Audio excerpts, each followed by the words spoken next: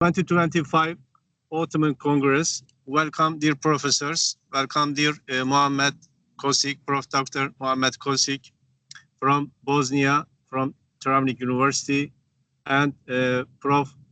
Edin Alic from Bosnia, Vitas University, and Prof. Dr. Ahmed Ali from Mumbai University, India, and Prof. Dr.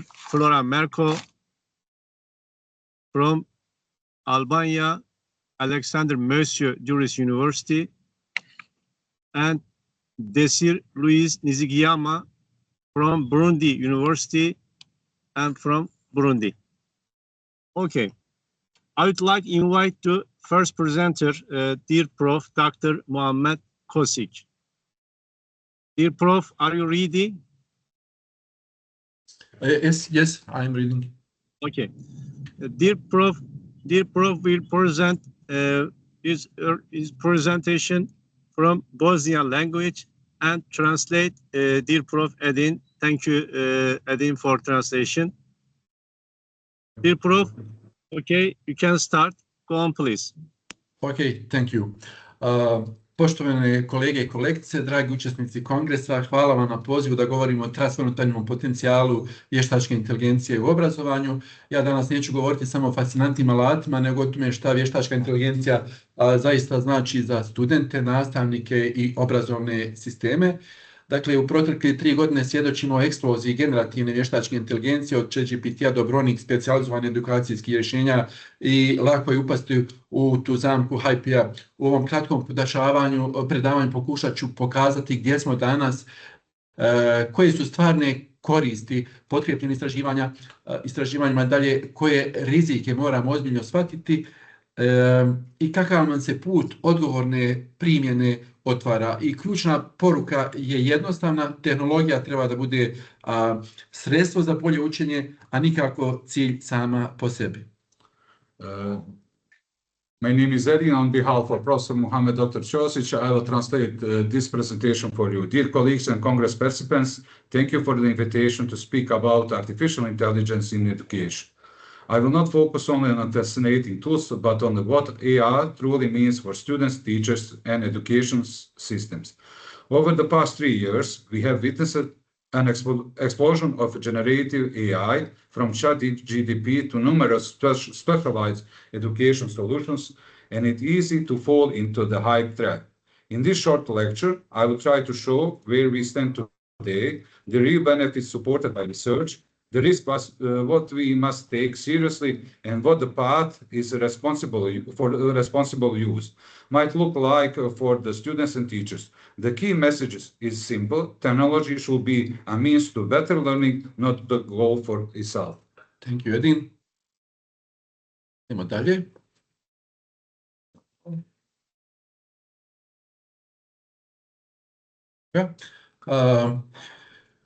Prije nego što krenem na izlaganje, želim se kratko osvrnuti na jedan aspekt koji smatram posebno važnim. Ovaj citat koji vidite ovdje je preuzet iz mog univerzitetskog udžbenika, u kome naglašavam da vještačka inteligencija nije samo tehnološko pitanje, ona je odraz naših namjera, vrijednosti i odgovornosti. Ono što često zaboravimo jeste da svaki algoritam koji razvijamo zapravo nosi dio našeg pogleda na svijet. Inteligentni agenti ne uče samo iz podataka koje mi dajemo, nego iz vrijednostnih okvira koje mi postavljamo kao dizajneri, kao nastavnici i kao istraživači. Zato je u obrazovanju posebno važno da vještačku inteligenciju gradimo, koristimo sa sviješću o tome kakve poruke šaljemo, kakve kompetencije želimo razvijati kod studenata. And before moving to the final part of my presentation, I want to briefly reflect on one important aspect. This quote, taken from my university textbook, emphasized that AI is not just a technological question, it is also a reflection of our intentions, values, and responsibilities. We often forget that every algorithm we create carries part of our worldview. Intelligent agents do not learn only from the data we provide, but also from the value frameworks we set as designers, teachers, and researchers. In education, it is especially important that we build and use AI with full awareness of the messages we send and the competencies we aim to develop. Technology is never natural, it is always reflect the human who creates. Kada govorimo o tome zašto se sada intenzivno bavimo vještačkom inteligencijom u obrazovanju, postoje 3 ključna razloga. Prvi razlog je ubrzana digitalna transformacija tokom pandemije. Za vrlo kratko vrijeme škole, univerziteti i nastavnici morali su usvojiti nove tehnologije i digitalne prakse. Drugi razlog je pojava generativne vještačke inteligencije, nove edtech revolucije i alati poput GMT+3, Copilota i drugih nisu više samo dodatak obrazovanju, oni mijenjaju način na koji studenti istražuju, piše, uče, provjeravaju svoje razumijevanje. Edine, izvoli. There are 3 key reasons why AI in education is now heavily discussed. First, digital transformation accelerated sharply during the pandemic. Schools and universities had to adopt new technologies quickly, which creates a lasting chance and open space for the new learning models. Second, generative AI has become a new EdTech revolution. Tools like ChatGPT and Copilot are changing how students research, write, learn, and check understanding. Third, the question remains, are we truly transforming education or repeating past EdTech mistakes, believing technology alone can solve systematic problems? Sada ću govoriti o tome šta smo naučili iz prethodnih instalaca ITK-a. Pregled istraživanja koje je nedavno objavila Inter-American Development Bank je jasno pokazuju da same investicije u računare, u konektivnost rijetko dovede do mjerljivog rasta, postignuća, a projekti fokusirani samo na distribuciju uređaja bez promjene nastave i kurikuluma uglavnom imaju slab ili nikakav efekat na učenje. I suprotno tome, programe u kojima se tehnologija koristi da se podrži instruktivno učenje, da olakša formativno ocjenjivanje, da nastavnica da jasne didaktičke scenarije, tu vidimo značajne dobitke, a pouka je jasna. Ako je koristimo samo kao gadget, ponovit ćemo istoriju. Ako ugradimo u didaktički dizajn, možemo dobiti snažan alat. Research from the Inter-American Development Bank shows that investments in devices and connectivity really improved achievements by themselves. Programs focused only on hardware distribution without changes in teaching or the curriculum produce weak results. Significant gains occur only when the technology supports adaptive instructions, formative assessment, and clear pedagogical design. The lesson from AI: if used as a gadget, history will repeat itself. If integrated properly, AI becomes a powerful tool. Okay. Idemo dalje. Jesmo na ovom slajdu, jesmo. Znači, najnoviji podaci, pardon. Imamo sad jednu grešku. Okay. Samo reći da imamo problem. We have a simple problem with our desktop. Please wait a little bit that we can resolve this problem. Your presentation is visible now? Is there Okay. a problem? Ok, idemo mi dalje. Znači, ovdje sada govorimo... Visible now. No problem. Oni vide i dalje nešto. Ovdje ću samo ja da kažemo nekoliko ovih stvari. Znači, šta nam govori ove brojke koje sada vidimo ovdje na našem slajdu? Govorimo znači da imamo 85% institucija koje koriste generativnu vještačku inteligenciju u svome radu, a edukacija i marketing koriste oko 36% u periodu od 2022. godine do 2030. godine, a koristeći AI tutor se, znači imali smo otprilike oko 10% bolje rezultate što se tiče i studenata, što se tiče i drugog nastavnog i drugog osoblja na univerzitetima. I evo, znači to su nekakve podaci koji su nama relevantni i o kojima možemo razmišljati kada govorimo o tim nekakvom strateškom upotrebu vještačke inteligencije. Microsoft and IDC show that education leads in AI adoption. Studies show that AI-supported learning improves performance, but AI alone yields poor results than blended approach. Students see AI as the real learning partner. Okay. Idemo dalje. ovdje su različiti podaci koje je objavilo Microsoft IDC. inače 하루 보지 않은 로년에 전 이자 퀄리티 폰에 러너 광치 Can you repeat, please, on English? Yes, your presentation is visible, not a problem. Can go. We can continue. Yes, your presentation, your screen is AI adoption application. Is correct? Yes, yes. Okay, let's go on. Dakle, ovdje imamo jedan grafikon koji govori o upotrebi, o nalazima koji su trenutni nalazi, kako studenti i drugo nastavno osoblje i edukatori koriste vještačku inteligenciju u svome radu i imamo nekoliko pokazatelja i vidimo da je uvijek, kako bi rekao, lideri u edukaciji su oni koji više koriste vještačku inteligenciju nego što su to editori sami i edukatori, nastavnici i studentsko osoblje. Međutim, u svakom ovih predstavljenih grafikona vidimo stalno povećanje upotrebe vještačke inteligencije. On this slide, we can see that more than 90% of teachers and nearly all education leaders report that having used AI.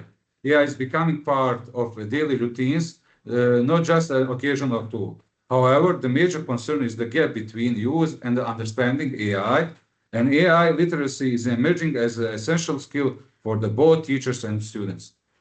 Ok, kako studenti koriste vještačku inteligenciju trenutno? Znači, studenti koriste vještačku inteligenciju uglavnom da bi im bio pomoć u njihovom pretraživanju relevantnih materijala koji su potrebni za izradu njihovih prezentacija, za izradu njihovih seminarskih rada i tako dalje.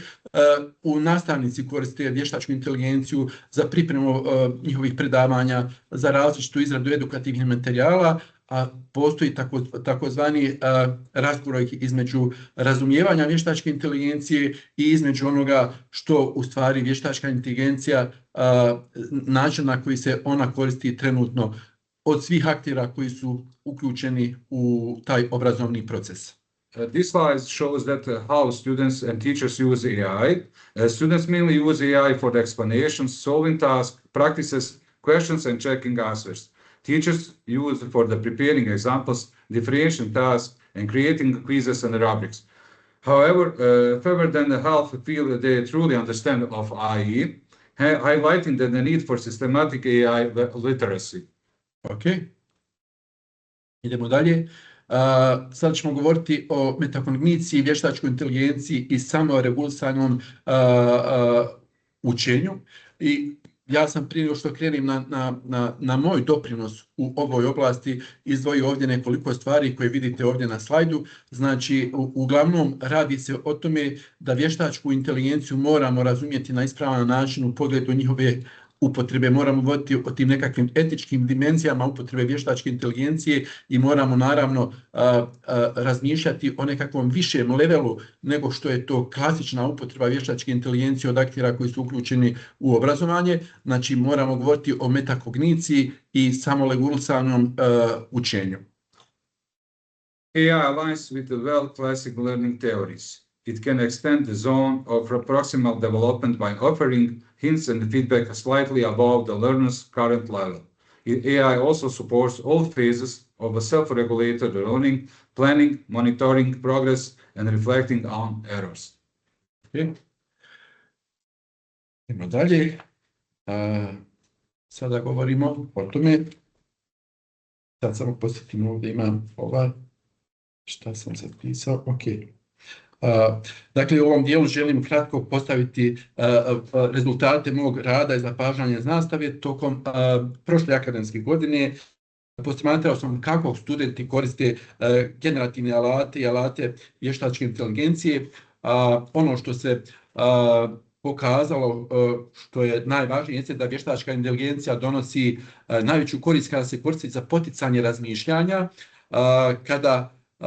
drugim riječima, najveći efikat je kad se javlja kada vještačka inteligencija pomaže studentu da sam dođe do rješenja, da provjeri svoje razumijevanje, da provjeri svoje misli. Ova zapažanja su u skladu sa konceptom zone narednog razvoja i principima samoregulisanog učenja. Zato je naglašavam svoj glavni uvid, odnosno svoj glavni nalaz koji ovdje vidite, koji je ovdje naglašen, a to da je vještačka inteligencija najefikasnija kada jača učenje, ne samo rezultat. On this slide, you can see my contribution to AI enhanced learning practices in last year and this year. AI supports reflection and conceptual clarity, strengthens the self-regulated learning, most effective when guiding the students' thinking. Key insights of AI strengthens the learner, not the output, and AI provides the greatest benefit when it stimulates the thinking, not when it gives direct answers. It is most powerful when helping students clarify ideas, verify understanding and structure those. Ok, mi idemo dalje. Dakle, ovdje prikazujem preliminarne rezultate jednog manjeg istraživanja koji sam radio na 3 univerziteta ovdje u Bosni i Hercegovini, a ukupno je bilo obuhvaćeno 87 studenata različitih godina studija. Cilj je bio razumjeti kako se koristi vještačka inteligencija, nego i na koji način se koriste u procesu učenja. Kao što vidimo, većina studenata koristi vještačku inteligenciju da im objasni teže pojmove ili da provjeri vlastito razumijevanje, a manji, ali značajan broj koristi generisanje ideja za eseje i projekte. Zanimljivo je čak, kao što vidite ovdje, da 72% studenata navodi da im vještačka inteligencija povećava samopouzdanje pri rješavanju zadataka. Međutim, ključni izazov je ovaj podatak. 41% studenata nije sigurno kako procijeniti kvalitet odgovora vještačke inteligencije. To znači da postoji jasan jaz između korištenja vještačke inteligencije i stvarne AI pismenosti. On this slide, you can see the preliminary findings of my research on 3 universities here in Bosnia. On topic how students use AI, and the number of students are 87. The results are 62% of AI explaining difficult concept of using the AI, 48% AI for checking understanding is better, 37% AI for idea generation, for like essays on any kind of projects, and 72% of the students reported that increased the confidence in solving tasks with AI, and 40% of the students are uncertain how to assess the quality of AI answers. There is a clear gap between AI use and actual AI literacy. In other words, students know how to use the tool.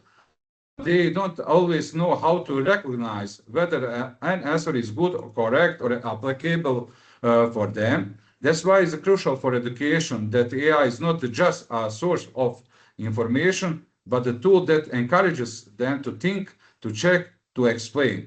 This conclusion is consistent with the current research. Metacognitive inquiry and reflection have a greater impact on learning than content generation alone, and it raises an important question about how AI can be designed and implemented to enhance students' abilities, not just for speed up their work or research. Thank you, Edin. Ja nastavljam dalje. Dakle, ovaj slajd ovdje što vidite, ovo je takozvani moj model. Ovaj model predstavljanja, odnosno sažetak mog pristupa odgovornom korištenju vještačke inteligencije u obrazovanju. Nazvao sam ga frame jer naglašava 5 ključnih elemenata koji čine razliku između površnog korištenja vještačke inteligencije i stvarno pedagoški vrijedne primjene. F označava feedback, ali ne feedback u smislu gotovog odgovora, riječ je o povratnoj informaciji koja vodi studenta, predstavlja smjernice i pomaže da napravi sljedeći korak. R je reflection, možda i najvažniji element. AI treba poticati studente da razmišljaju, da objašnjavaju svoje odluke i da provjeravaju vlastito razumijevanje. Tu nastoji stvarno učenje. Odnosno A znači engagement, AI alati moraju biti usklađeni sa ishodima učenjima. Ako vještačka inteligencija vodi studenta u pravcu koji nema veze sa ciljevima predmeta, gubimo tu pedagošku vrijednost. M je moderation, znači uloga nastavnika ostaje ključna, mi smo ti koji moderiramo, filtriramo i usmjeravamo potrebu. Niti jedan alat ne može biti zamijeniti stručni rad nastavnika i napokon etika je nešto što je možda i najvažnije, znači transparentnost u zaštiti podataka i akademski integritet, odgovorne implementacije vještačke inteligencije u obrazovanju. Izvolite, Edina. This model summarizes my approach to the responsible use of artificial intelligence in education. I call it FRAME because it highlights 5 key elements that make the difference between superficial use of AI and truly pedagogical value applications. Letter F stands for the feedback, but not feedback in the sense of the ready-made answer. It is a feedback that guides the students, set guidelines, and helps them to take the next step. R is a reflection, perhaps the most important element of this frame. AI should encourage students to think, to explain their decisions, and to check their own understanding. This is where a real learning occurs. AI and letter A stands for the alignment. AI tools must be aligned with the learning outcomes. If the AI leads the student in a direction that is nothing to do with the objectives of the subject, we will lose the value of that research. M stands for the moderation. The role of the teacher remains crucial. We moderate, filter, and direct the use of AI.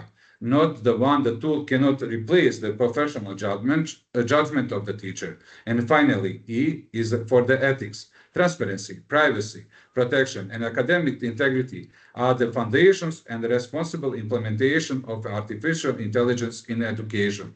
The essence of the frame model is very simple. AI can significantly improve the learning, but only when it is guided by teacher, not the other way around. Thank you, Edin. Sada ćemo imati 2 slajda zaključaka. Znači, u ovom prvom dijelu zaključka želim naglasiti nekoliko temeljnih poruka koji proizilaze iz svega što smo danas razmatrali. Prvo, vještačka inteligencija može značajno unaprijediti proces učenja, ali samo kada se koristi na ispravan način. Dalje, AI ne smije biti zamjena za znanje, već alat koji jača prije svega kognitivne procese.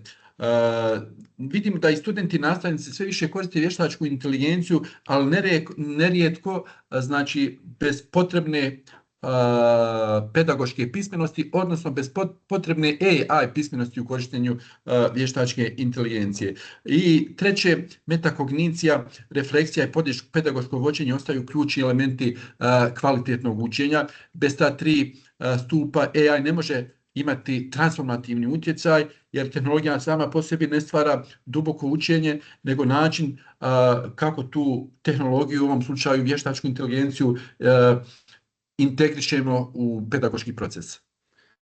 On this slide, in the first part of my conclusion, I would like to highlight a few fundamental messages that emerge from everything what we have discussed today. First, artificial intelligence can enhance the learning process, but only when it is used in a way that encourages reflection, understanding, and deeper engagement of the students. AI should not be the substitute for the knowledge, but a tool that strengthens cognitive process. Second, one of the biggest challenges is not just the availability of AI tools, but the gap between their widespread use and the real understanding how they work. We see students and teachers increasing using AI, but often without developed AI literacy and critical evaluation. Third, metacognition, reflection, guidance remain key elements of the quality learning. Without these 3 pillars, AI cannot have the transformative impact because the technology itself does not create deep learning, but the way we integrate it into the process. Ok, u drugom dijelu zaključka, znači sljedeća 3 zaključka, želim da se osvrnuti se na vlastita istraživanja, ono što sam predstavljao, i moji preliminarni rezultati pokazuju da studenti najviše napreduju kada koriste vještačku inteligenciju na način da im ona bude podrška da ih vodi kroz učenje, a ne da im nudi nekakva gotova rješenja. Zbog toga sam nazvao frame model, praktičan okvir koji nastavnicama pomože i poboljšava njihovo shvatanje vještačke inteligencije, odnosno omogućava im da integrišu vještačku inteligenciju na etičan, promišljen i usklađen način sa ishodima, ulogom nastavnika kao moderatora i naravno da vodi računa o etičkoj upotrebi vještačke inteligencije. Dakle, finalni zaključak poručuje sljedeće: vještačka inteligencija mora ostati usmjerena na čovjeka i mora se koristiti na etičan, promišljen način koji je usmjeren ka učeniku. In the second part of my conclusion, I want to reflect on the practical insights from my own work. My preliminary findings shows that the students make the most progress when they use AI as a tool that strengthens understanding, confidence, and responsibility for their own learning. They achieve the best results when AI does not give them ready-made answers, but when it guides them to find solutions for themselves. That's why I developed the FRAME model, a practical framework that helps teachers integrate AI in the ethical, thoughtful, and other way. It emphasizes feedback, reflection, alignment with outcomes, the role of the teacher as the moderator, and of course, ethics. And the broad message is that the real transformation of education does not come from technology itself, but from the way we as educators use it to enhance human learning. That's why the final conclusion says AI must remain human-centric, ethical, thoughtful, and student-centered. Ok, i imamo završavamo naše današnje izlaganje. Ovom rečenicom želim sažeti cijelu poruku mog današnjeg izlaganja. Dakle, ako želimo da vještačka inteligencija unaprijedi obrazovanje, onda njeno mora mjesto da ostati na način da ona bude koncentrisana na čovjeka, a to znači da tehnologiju ne stavljamo na pijedastal, nego u službi učenja, razvoja i napretka svakog pojedinca. Dakle, ono što je najvažnije što želim poručiti svog ovog današnjeg izlaganja jeste da vještačka inteligencija nije tu da zamijeni učenje, nego da ga produbi, proširi i učini smislenijim. Dakle, budućnost vještačke inteligencije u obrazovanju ne oblikuje tehnologija sama po sebi, nego način na koji mi koristimo i vrijednosti koju u nju ugrađujemo. On this slide, conclusion, there is a sentence that says the human-centric AI is the path forward, ethical, thoughtful, and the learning focused. With this sentence, I want to summarize my entire message of my presentation. If we want artificial intelligence to truly improve education, then it must be centered and remain human. Human-centric AI means that we do not put technology on the pedestal, but the service of learning, development, and progress of each individual. This means ethical use, transparency, data protection, but also a little deeper reflection on what values we want to our intelligence system to reflect them. Thoughtful, it means that responsibility to introduce AI carefully with an understanding of the context, goals, and the possible consequences. Learning focus emphasize the most important thing. AI is not here to replace learning, but to deep, expand, and make it more meaningful. Therefore, the future of AI in education is not shaped by the technology itself, but the way we use it and the values we embedded in. I na kraju, evo, zahvaljujem se na vašoj pažnji.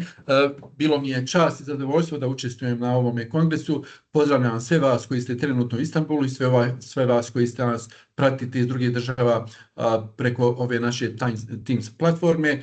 Zahvaljujem se i našem doktorantu Edinu Aliću na podršci i realizaciju ovog današnjeg predavanja. Hvala vam lijepo i nadam se da se vrlo brzo vidimo u nekakvom face-to-face izdanju. Hvala lijepa. At the end, I would like to thank you for your time and your patience. We would like to say that we have a shorter time to present everything, and the translation itself is going after the Bosnian presentation. Thank you for everything. Let's work together to power AI in the education responsibly, ethically, and for benefit for everyone. Thank you. Thank you very much. Thank you. Thank you very much. Thank you, dear Prof. Oh. Doctor. Thank I you. would like to mention that I am not a certified translator of the English language, and I do my best to translate every word for you. Yes, I know. Okay, thank you very Thank much. you for translating, dear Edith. So I have a question. I don't know what I can Yes, ask. dear Ahmed, are you ready? Hello? I have a question Yes, on yes, you can ask the question, please. the presentation which you just took place. Dear Prof. Dr. Mohammed Kosik, please close your session, your sharing. Please close. Yes, I am ready. Okay. I can Thank present you. my work. Thank you for So presentation and valuable presentation from Bosnia Travnik University, from Prof. Dr. Mohammed Kosik, and thank you for translating from Vitis University, Prof. Dr. Edin Erik. Okay, I would like to invite the Prof. Dr. Ahmed Ali from Mumbai University from India. Are you ready, dear Ahmed? Yes, yes, I can. Also, welcome, dear Flora. Okay, dear Ahmed, Yes, you can go. Control is on you. yeah. I hope you can see my PPT now. Yes, your screen is visible. Okay, I will make it full screen. Professor Ahmed, I would like to apologize because I have another class after this presentation. Thank you for everything. Thank you for your time and your patience. I will see you next time on this next Congress. Thank you for everything. Sure, sure, sure. Yeah, no issues, no issues. Thank you, dear Edin. Yeah. Maybe next Congress, Yes. inshallah. Yeah. So, Dr. Mustafa, shall I start? Yes. Yes, your screen is visible. You can go. Okay. Thank you. So, yeah. So I will be talking about one of the very wonderful organisms that is spirulina, and one of its important constituent, that is phycocyanin. And I'll also discuss about the potential of this in prevention of diabetes. So spirulina is a wonderful molecule, mostly known for its high mineral contents and very high protein content. And it is rated at GRAS, generally recognized as safe by the US FDA for the consumption, and it has been consumed since centuries in many of the African and Asian countries. So there are two main important species of this, Spirulina platensis and Spirulina maxima. It is also known as Arthrospira in the modern classification. It belongs to blue-green algae, or what we call as cyanobacteria. So there are many advantages of this. And during the COVID also, we saw that it has been used in forms of tablets and formulations as one of the immunomodulating agents. So high content of nutrients, vitamins, and proved biosafety makes it a very interesting organism. So these are some book chapters and articles which we have published during our work on spirulina. So if it has a protein to which this pigment that what I have mentioned, the phycocyanin, is attached to. So there are three bilin proteins: phycoerythrin, phycoerythrocyanin, and allophycocyanin. And their spectral properties are given here. They absorb at different wavelength. So, so the major pigment of spirulina and other blue-green algae is phycocyanin, and it is responsible for capturing light energy and transferring it to chlorophyll molecules for photosynthetic reactions. So in past, there are reports, or in the literature, there is a report of application of phycocyanine in ice as food colorant in ice creams, candies, drinks, and in cosmetics for eyeshadow, mascara, eyeliner, and as diagnostic reagents and antioxidants in pharmaceutical industry.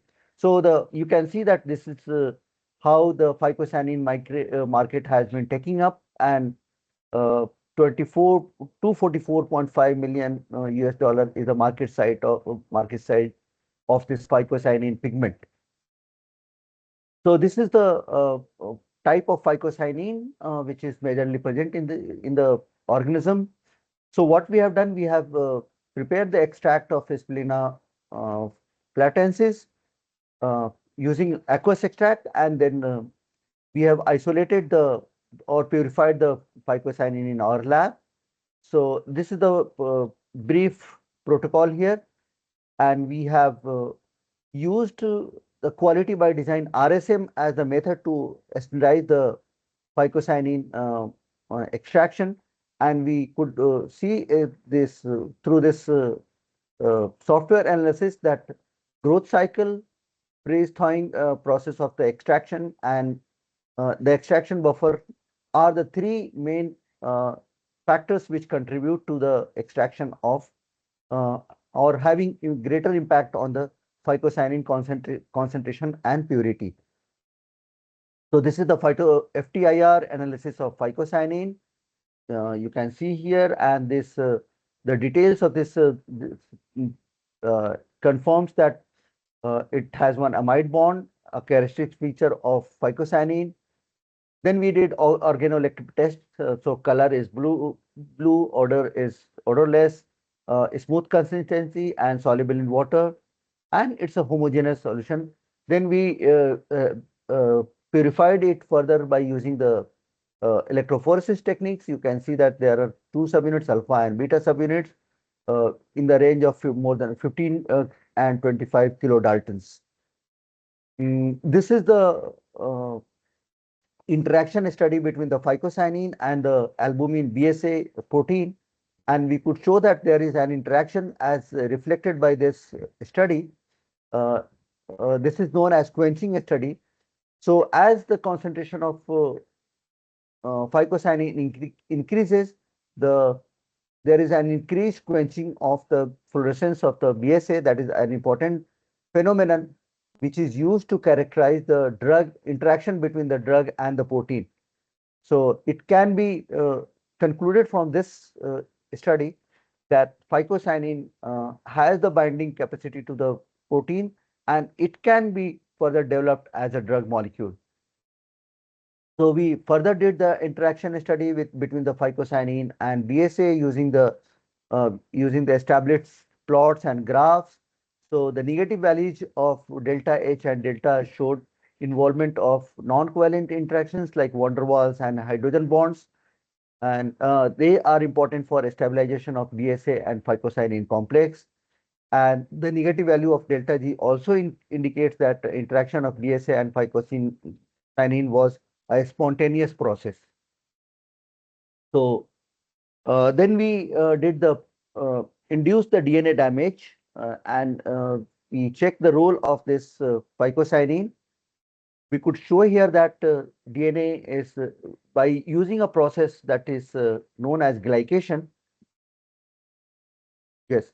So glycation induces DNA damage, and you can see that PBR plasmid is used here, that is damaged, and in the presence of phycocyanine extracts, there is a complete prevention of DNA damage also. So we can say that this molecule can also be used for preventing the oxidative damage of DNA, because DNA is very prone to oxidative damage, which is induced by in the cellular systems by free radicals which are generated during the metabolic processes in our body.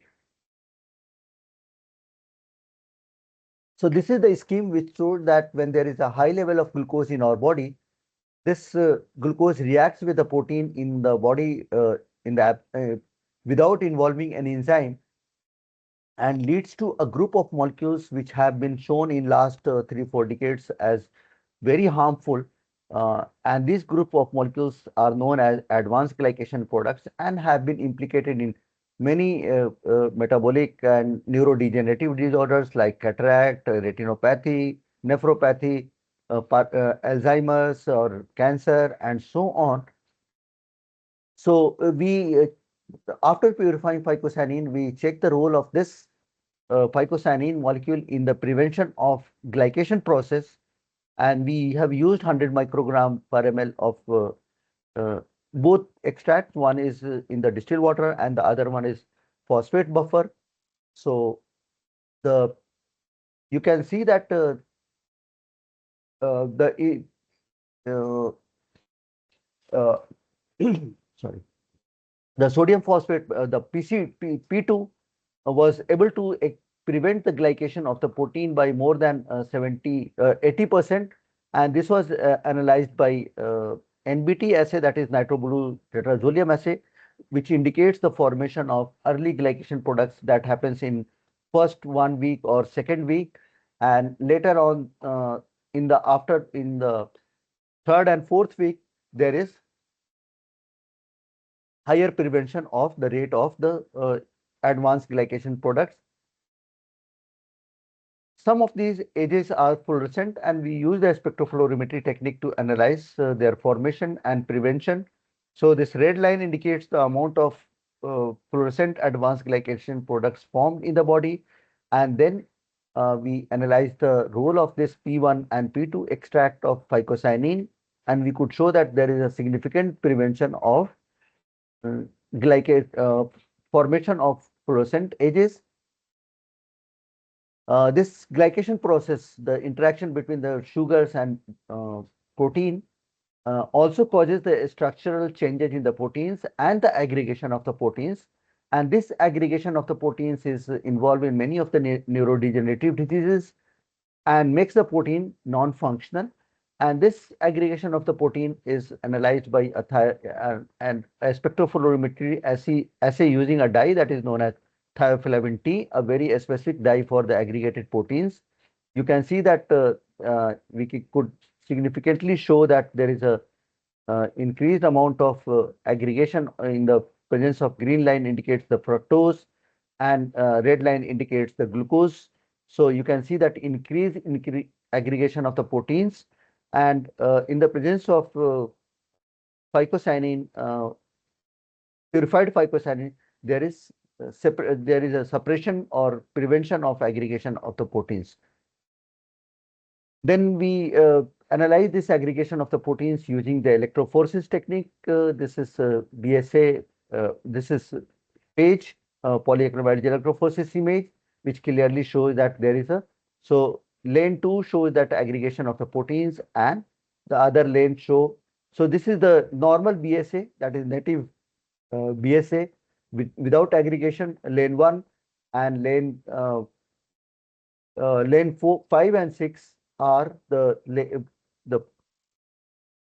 representative of the proteins which are kept with the glucose and the phycocyanine. So you can see that lane 1, 5, and 6, they look very similar to each other. It means that phycocyanine is very good in preventing the. So with both these assays, thioflavin T assay and this electrophoresis assay, we confirm that phycocyanine is clearly potent enough in preventing the aggregation of the proteins, which is caused by the glycation process, and we can use this phycocyanine for preventing the aggregation of the proteins by other mechanisms also. So these works have been published in some of the very well-known journals.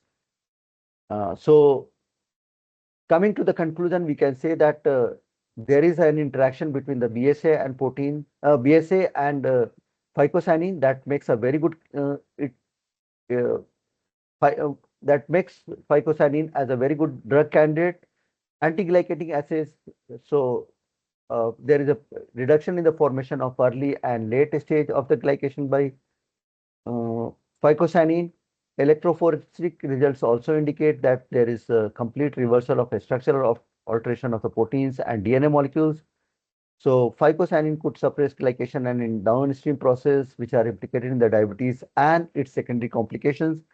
So it can be, phycocyanin can be developed as a potential drug for the prevention of accumulation of toxic products during hyperglycemia. So it adds to our present information about phycocyanin having some other therapeutic uses as well as a very good antioxidant molecule. So this work has been mainly done by my PhD student who has finished her PhD and she is looking for postdoc position, Aditya Paramania, and my collaborators and funding agencies. So thank you for listening to my presentation. Thank you, dear Prof. Dear Prof. Ahmed, talk about general specifications of phycocyanin. Thank you and valuable information. Thank you again. Okay, dear Desire, dear Prof. Desire, are you ready? Okay, yes. Okay, I would like to invite dear Prof. Dr. Desire Nizigiyama from Burundi University and Burundi. Dear Prof, you can go. Control is on you. Yes, thank you, Dr. Mustafa, for giving us this opportunity. Thank you again. Thank you. Let me try to share the screen. Yes, please share icon. Click share icon. Control. Maybe bottom of screen or top of the screen. Please open your screen, full screen. I don't know whether it is visible yet. No, your screen is not visible here. Okay. Please try again. Okay. Okay, it's changed. But your screen is not visible. Maybe visible. Okay. Yes, my name is Professor Desire Nizigimana from the University of Burundi. And I'm going to... Your screen is not visible. Please. Okay, visible now. Okay, go on, please. Sorry. Okay.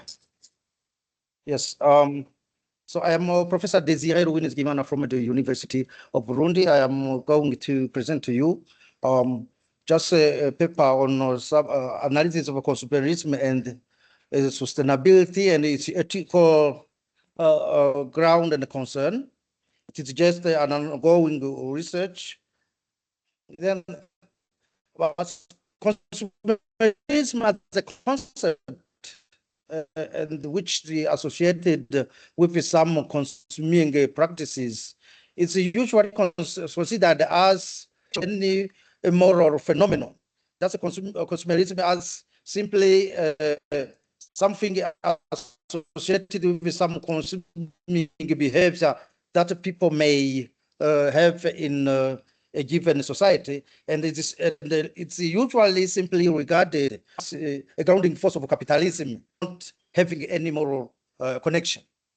And in my presentation here, I'm going to make a kind of a critical analysis and show how consumerism and ethics can be associated on some normative ground and show some normative proposals which may be raised on the ethical ground. Consumerism on a conceptual level may be defined in two ways. It may refer to a globally oriented economic movement whose focus is on promoting or protecting the rights and the freedoms of consumers. And in the second meaning, it can be conceptualized as modern society in its economic and social aspect. And this phenomenon was influenced by the processes of industrialization, and its underlying commoditization, and is fundamentally characterized by massive consumption of produce the good and the services. My analysis is concerned with this second meaning of consumerism. So how can we then distinguish consumerism from just a mere consumption? Consumerism is based on a purchase and the use of goods and services. And then consumerism is understanding mere seeking. And for example, if I am from Burundi, I travel to Nairobi, for my holiday, or if I travel if I use a private jet, it may be different. That's by buying a first class ticket to do the same trip, or simply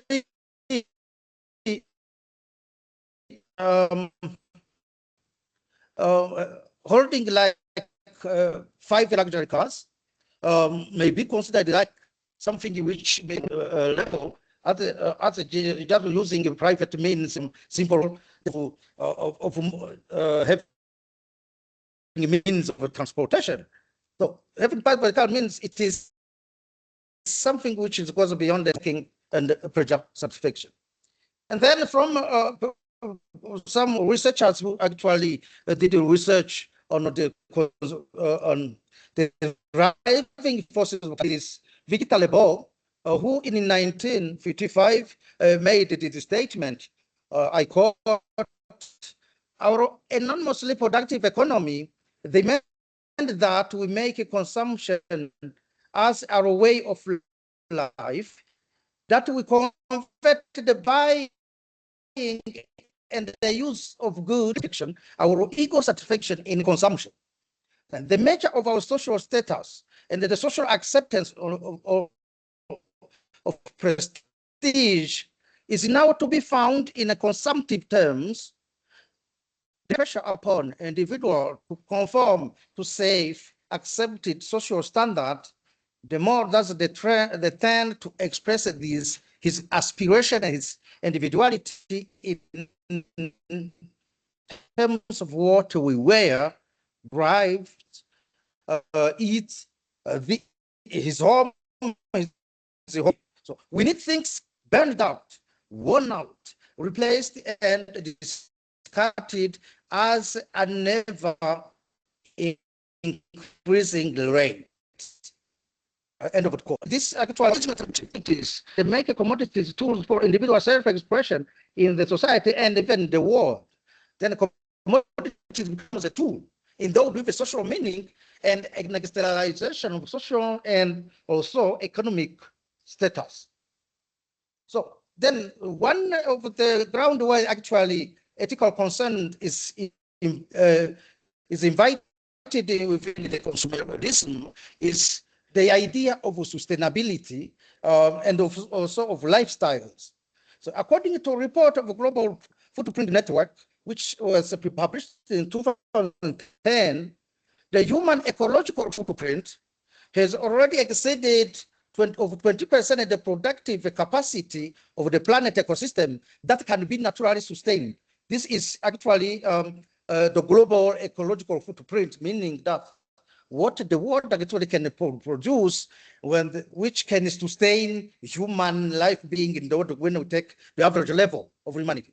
Then, in addition, if all people then in the world would live an average lifestyle of, we take an example according to the research which has been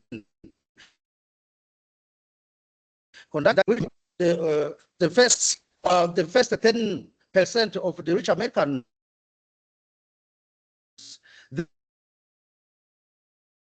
then of resources to sustain people's consumptive need in the world. Then we consider this sustainability parameter. We find that actually we may need the consumption, human consumption may at some level be on a sustainable level. And if one consider consumerism as a driving force of life, as a normal way, and that this may lead to unsustainability of human life within the planet. Then the consumerism raises these key ethical concerns. The first one, consumerism raises consumption of raw resources on a level which may lead to future generation. But if you consume, we know actually our system has a capacity to replicate this which are used. But if then we take the maximum rate of consumption, our nature will not be able to replicate and to replace the resources which will be used now, and the future generation may have problems because they may not still be available. Consumerism is a culture associated with practices and which contributed to the destruction of the environment and also to climate change. And we know actually massive carbon emissions are associated with the rate of consumption of societies. If you consider the research which has been actually published in this area, then conflict of wars over resources are also common in the various parts of the world, and we know that actually then the resource curse theory also is, we can get more information about this. And these are some key issues, some key areas which actually externalize the ethical concerns of consumerism.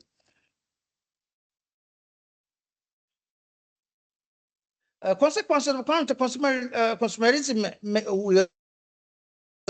may affect also people of the future generation. And just if we consider the possibility of extension of some critical resources, which will be still needed in the future for future generation, and the possible increases of profit water may be reduced if they will consider that sustainable consumption. Water then may be considered as a granting sustainable consumption. There was the common source of good. We know that for humanity, and can produce enough for people. And they should be on a global level to ensure that your screen is not visible. Sorry, Prof, for cutting because your screen is not visible. Please try again. Okay, visible. Oh. Go on, please. Okay, is it back? Okay, okay, is it visible now? Thank you. Yes. Thank you very much. So yes, so there should be some policies to ensure that this will be needed on a global level to ensure that there is a level of fair distribution of water resources, and to ensure that the least disadvantaged actually can cover basic needs.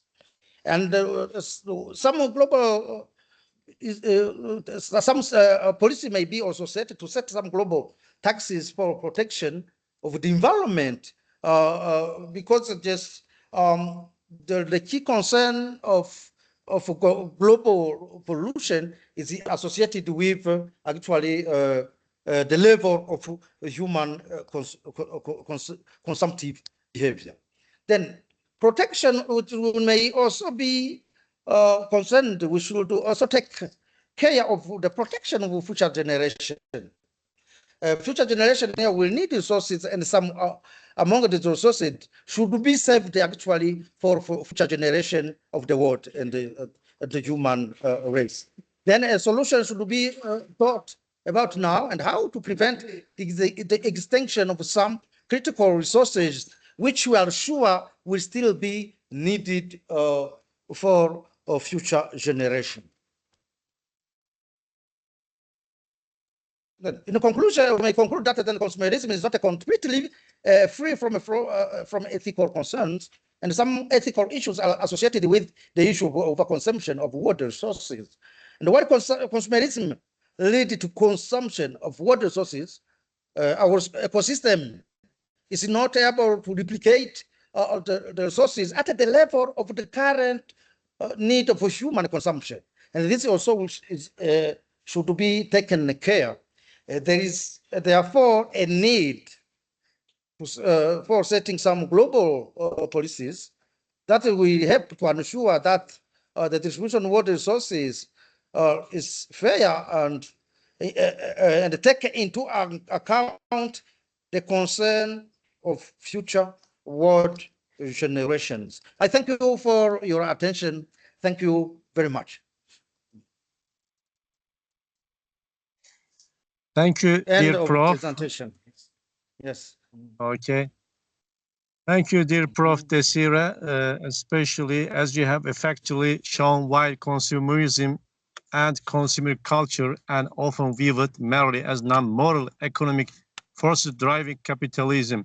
Your analysis successfully illuminated the crucial ethical links between consumerism. Thank you again. Yes, thank you too. Thank you very much. Thank you. Thank you. Dear Flora, are you there? Dear Flora? Dear Prof, please close your session, your screen.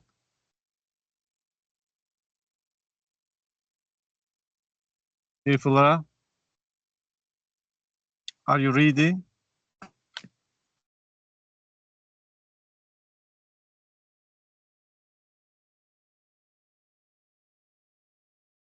Okay. Now I would like to extend to question session. Okay. You have any question for all participants? Yes, I do. Have a question Okay. to the presenter from, if I'm not to the board for on Your question artificial intelligence. Okay, Mohammed Qasim.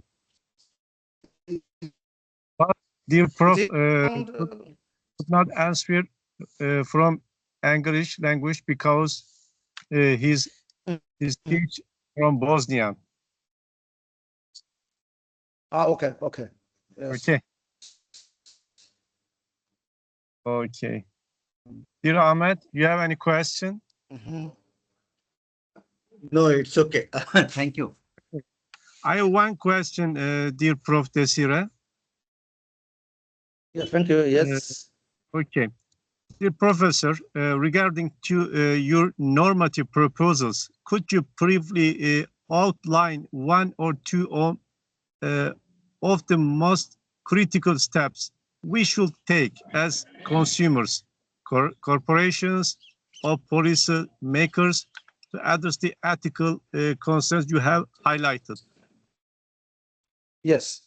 I think then if we yes, we this actually the normative proposal should be taken at a company level, because if we take